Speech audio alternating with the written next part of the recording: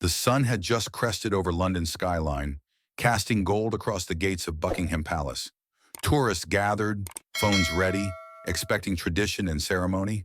But what they got instead would leave them speechless. Striding through the crowd in designer sneakers and a bomber jacket stitched with sponsors, Damon Cruz wasn't here to watch history. He was here to prove something. A three-time MMA world champion with a mouth as fast as his hands, Damon believed rules were for other people. He saw the Royal Guard not as a soldier, but as a prop in his latest stunt. "Watch this," he muttered to his entourage, grinning. Then in one explosive move, he launched a spinning kick straight into the face of the nearest guard. The crowd gasped. Cameras jerked. The guard's bearskin hat flew high into the morning air. Damon raised his fist like he'd won a match, not realizing that his opponent hadn't even begun to fight back. What happened next would rewrite everything Damon thought he knew about strength, silence, and what it truly means to stand your ground. He looked like a statue, unmoving in the sharp morning light, eyes fixed forward, posture flawless. Most people saw a man playing dress-up in a red coat and a tall black hat, but Staff Sergeant Elliot Ward was far from ceremonial. 30 years old, clean-shaven, and cut from the kind of discipline only the battlefield could carve. He had served in places the press never named, and missions that ended in silence, not headlines. Behind the blank stare was a soldier with scars no crowd could see. His orders were simple: stand still, protect the post, do not react. But behind that stillness was the tension of a coiled spring, a quiet intensity born from years in real conflict zones. While tourists laughed and cameras clicked, while Damon Cruz puffed his chest and circled like a showman, Elliot did what he had always done: assess, measure, wait. He didn't speak, didn't flinch. Not when Damon got in his face, not when the kick came, not even when the blow landed. To the crowd, he looked like a man frozen in place. But to those who had worn the uniform, he looked exactly like what he was: a soldier choosing not to move, because real power doesn't need to announce itself. Damon Cruz wasn't just a fighter, he was a brand. With millions of followers, energy drink sponsorships, and highlight reels full of knockouts, he had built a career on flash and ferocity. At 29, he was the face of modern combat sports: loud, confident, untouchable in the cage. But what made Damon dangerous wasn't just his skill, it was his belief that he'd already figured out the world. He arrived at Buckingham Palace not as a tourist, but as a conqueror sizing up a joke of an opponent. The royal guards, to him, were outdated actors in costume, standing still in a world that rewards movement. Flanked by his entourage, trainers, vloggers, hype men, he scanned the scene like a predator in a petting zoo. "This is security?" he scoffed, shaking his head. "One kick and this whole tradition falls apart." His team laughed on cue, filming, feeding the spectacle. Damon didn't just want to show off, he wanted to humiliate, to prove that combat meant motion, aggression, dominance. He mistook ceremony for weakness, uniform for pageantry, and in doing so, he made the worst mistake a fighter can make. He underestimated the one man in the square who didn't need to move to be dangerous. Damon started putting on a show. He circled Elliot like a shark tasting blood in the water, dropping into stances, throwing shadow punches that stopped just short of the guard's face. "See this? That's called movement," he said, loud enough for everyone to hear. "In a real fight, standing still gets you dropped." His entourage grinned and recorded, some egging him on, while a ring of curious tourists formed around the scene, unsure whether to laugh or leave. A few raised their phones, hoping to catch a viral moment. Damon shifted gears, breaking into a fluid combination of jabs and kicks, each more theatrical than the last. He punctuated each flurry with a comment about tradition being obsolete and how real fighters adapt, not pose. Elliot didn't flinch, didn't twitch, just stood there like he was made of granite. Damon leaned in, dropped his voice to a mock whisper. "He's scared to move. That's not discipline, that's fear." Then he backed up, nodding to his team. "Time for the finisher." He spun into a full-force heel kick aimed directly at Elliot's face. The crack echoed across the courtyard. Gas rippled through the crowd as the bearskin hat flew off in a perfect arc. Damon landed in a wide stance, arms raised in victory, chest heaving with adrenaline. But Elliot didn't fall. He didn't stumble. He turned his head slowly, blood trickling down his temple, and finally locked eyes with the man who had just declared war on silence. The moment the kick landed, everything around them seemed to pause. The sound had been real, sharp, undeniable. The crowd froze, waiting for the guard to collapse. But Elliot didn't move. Blood traced a fine line down his face, but his feet stayed planted, posture unbroken. Then with a slow, deliberate turn, he looked at Damon. No emotion, no surprise, just the quiet awareness of a man who'd faced worse in places, with no tourists, no cameras, and no warning. Damon's smirk twitched, almost unsure now, but he caught himself. He tried to laugh it off, raising his arms again like it had gone exactly as planned. "That's what I'm talking about," he said to the crowd. But the energy had changed. The laughter had stopped. Even his own crew wasn't cheering anymore. Elliot reached up, removed his now missing cap, and let it fall. That tiny movement, a simple flick of the wrist, had more weight than any kick Damon had thrown. A subtle ripple moved through the onlookers, a sense that the game was over and something real had just begun. Damon stepped back, unconsciously resetting his stance. For the first time, he saw Elliot not as a background prop, but as a man ready to respond. Not with noise, not with bravado, with precision. Across the square, an older man in a dark coat began moving through the crowd with quiet urgency. Lieutenant Colonel Adrian Fox, retired, had seen that look before. In jungles, deserts, rooftops. He wasn't watching the guard anymore. He was watching a soldier preparing to return fire. Damon felt the shift before he fully understood it. The guard was no longer a statue, no longer a passive backdrop to his performance. Something behind Elliot's eyes had changed. The stillness was no longer silent. It was focused. Trained, deadly focus. Damon's body tensed as instinct took over. He widened his stance, raised his hands, the familiar buzz of adrenaline creeping up his spine. But it wasn't exciting this time.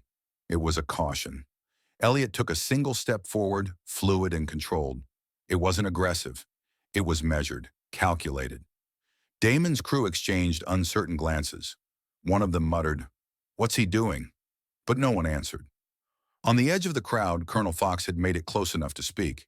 He leaned toward one of the bystanders and said just loud enough, "He's not a showpiece. He's SRR." The words didn't land right away. "Special Reconnaissance Regiment," he clarified. "You don't see them unless they want to be seen." Damon heard the murmurs, but he stayed focused on Elliot. Something was off. The way the guard moved now, it wasn't for show. It was practical, efficient. Every shift of his weight, every angle of his stance, spoke of someone trained to neutralize, not entertain. Damon tried to shake it off, tried to convince himself this was still a controlled moment. But his heart rate betrayed him. He recognized that stance. Not from tournaments, not from press events, but from the rare moments he had sparred with the real military. Those guys didn't talk. They didn't bluff. They just waited for the opening. And Elliot had just created one. Not for Damon to attack, but for himself to respond. Something in Damon's gut twisted. This wasn't a performance anymore. It was about to become a correction. Elliot moved. Not with anger, not with hesitation, but with terrifying precision. His ceremonial rifle hit the stone with a hollow thud as he stepped forward, hands empty but body coiled. Damon braced, instincts firing. He'd faced dozens of opponents in cages around the world, but this wasn't the smooth choreography of sport. Elliot didn't circle, didn't posture.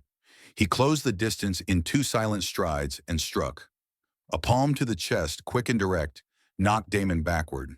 Not far, not dramatic, but enough to disrupt balance. Damon recovered fast, threw a jab. Missy he followed with a kick that had finished plenty of fights before. Elliot deflected it like brushing lint from a sleeve. Then came the counter. A low sweep took Damon's legs out from under him, not with force, but with perfect timing. Damon hit the ground hard. His entourage gasped, but stayed frozen, unsure whether to intervene or film. Elliot didn't speak. He knelt one knee on Damon's chest, applying just enough pressure to control his breathing. Damon's arms flailed for a second before instinct gave way to a bitter realization. He couldn't get up. Every move he tried was countered before it started. Every trick, every trained reaction, neutralized. The tourists had backed away now, silent, unsure whether they were witnessing a crime or something else entirely. Colonel Fox stood at the edge, arms crossed, watching with quiet gravity. Damon looked up at Elliot, chest heaving. "What are you?" he whispered. Elliot didn't blink. "Still," he said, "but not defenseless." A trickle of blood ran down his cheek from the earlier kick, but his eyes remained calm, even bored.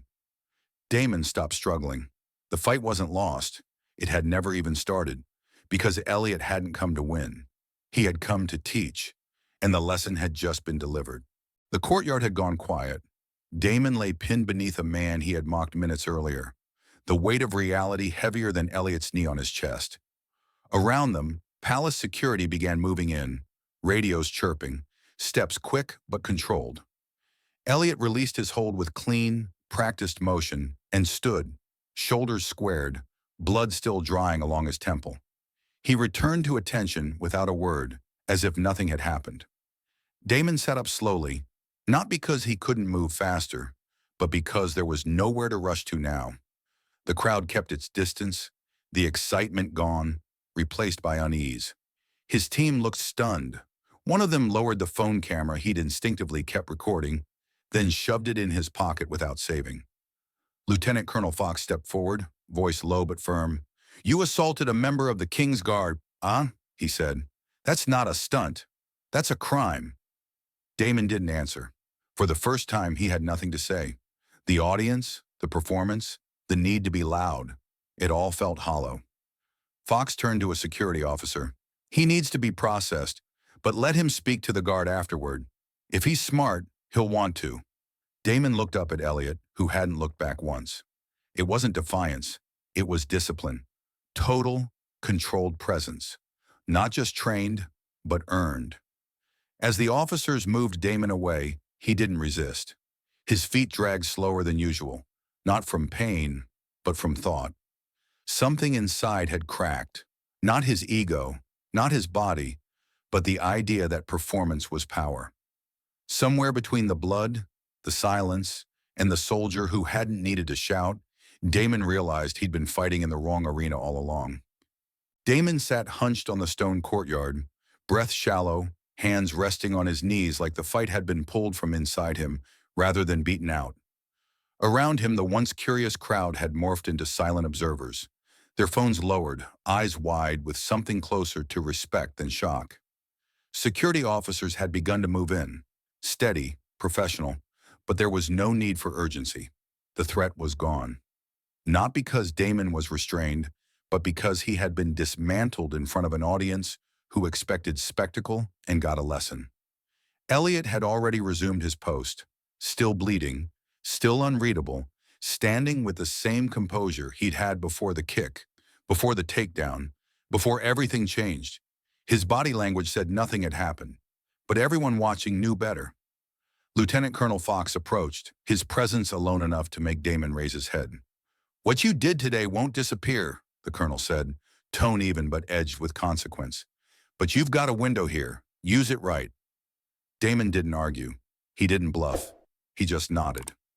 Across the square, one of his crew stood nervously beside the security team, no longer recording, just waiting for direction.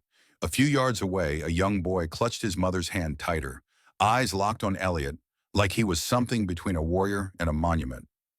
Damon followed the kid's gaze and felt a quiet sting. It wasn't painful, it was recognition. Not of defeat, but of ignorance, of arrogance, of what it meant to confuse loudness for strength. As a guard escorted him toward the security office, Damon didn't resist. His walk was slow, thoughtful. He wasn't thinking about fines or headlines. He was thinking about Elliot's stillness, the way it had never once looked like fear. The silence had spoken louder than all his noise ever could. Inside the palace security office, the energy was different. No cameras, no noise, just a hum of quiet professionalism.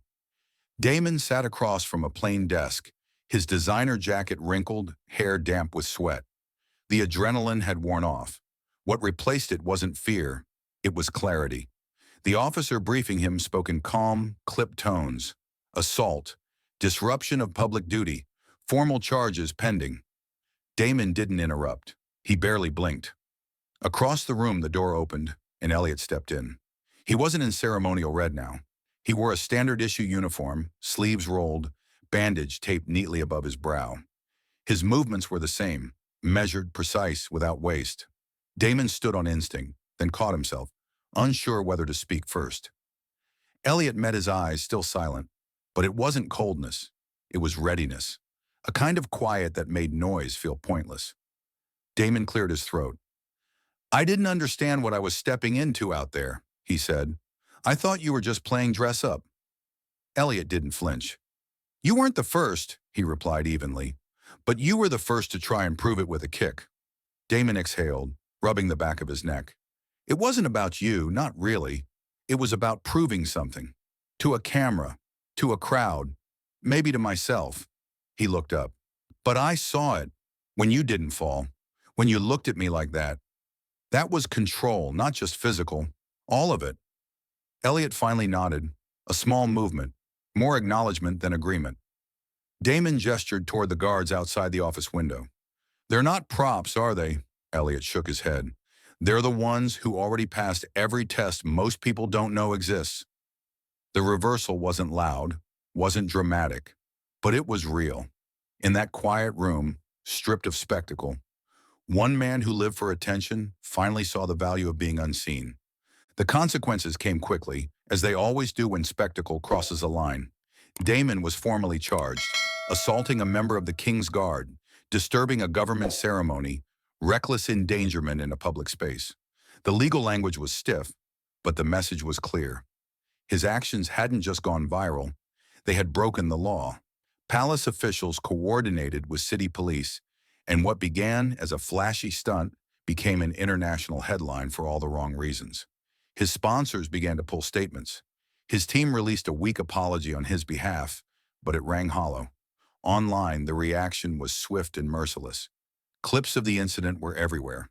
Not edited highlight reels, but raw footage of Damon being taken down with ease, exposed not just physically, but philosophically. For a man who built his brand on being untouchable, the image of him pinned to the stone courtyard by a silent soldier hit harder than any fight he'd ever lost. What hurt most wasn't the bruises or the press. It was knowing the world had seen it, and seen through him. He hadn't just been outmatched. He had been taught, and people watched it happen in real time. Damon didn't resist the fallout. He didn't hide. For once, he didn't talk at all, because there was nothing left to explain. Later that afternoon, before the official transfer to local authorities, Damon asked for one more conversation. The security staff allowed it, and Elliot agreed without hesitation. They met in a small room just off the main corridor. Plain walls, no mirrors, no fanfare. Damon stood as Elliot entered, but this time there was no posturing, just quiet respect. "I owe you more than an apology," Damon said, voice lower than it had been all day. "Not for losing, for misunderstanding, for thinking stillness meant weakness." Elliot listened without reaction, just like before, but something in his eyes had softened. Not forgiveness, not approval, just recognition. "You weren't the first," he said simply, echoing his earlier words. Damon nodded, looking down at his hands, the same hands that had won belts, signed deals, and thrown the kick that changed everything. "The way you moved, the way you didn't," he said. "I've never seen anything like that. You weren't reacting. You were prepared, and I wasn't." Elliot stepped forward, not closer, just centered. "That's the point of our training. You prepare long before anything happens, because when it does, you don't rise to the occasion. You fall to your level of discipline." Damon let those words settle, like weight pressing into his chest. "I've been chasing the wrong kind of strength," he admitted. "Loud strength, flashy strength." Elliot gave a small nod, then turned to leave. Just before stepping out, he paused. "Discipline doesn't need to shout to be heard." And with that, he was gone, leaving Damon alone, not broken, but finally quiet. Strength doesn't always show up with fists raised and cameras rolling. Sometimes it stands in silence, still as stone, steady as breath, waiting for the moment when it's needed most. What Damon Cruz learned that day wasn't about fighting. It was about perception, about how easy it is to confuse volume for power and movement for dominance. He walked into that courtyard thinking he was the apex predator, that the man in uniform was just part of the scenery. But the truth hit harder than any punch ever could. Real strength isn't loud, it's disciplined. It's earned when no one's watching. It shows up in moments that don't ask for attention, only action. Elliot Ward didn't try to humiliate. He didn't strike first. He stood his ground until the moment demanded something more. And when that moment came, he didn't perform, he responded. So next time you see someone standing in stillness, don't mistake it for weakness. Behind that quiet could be a lifetime of preparation, a record of service, or a strength that doesn't need to be seen to be real. If this story made you see discipline in a new light, share it with someone who needs to hear it. And remember, some of the strongest people in the world are the ones who don't need to prove it.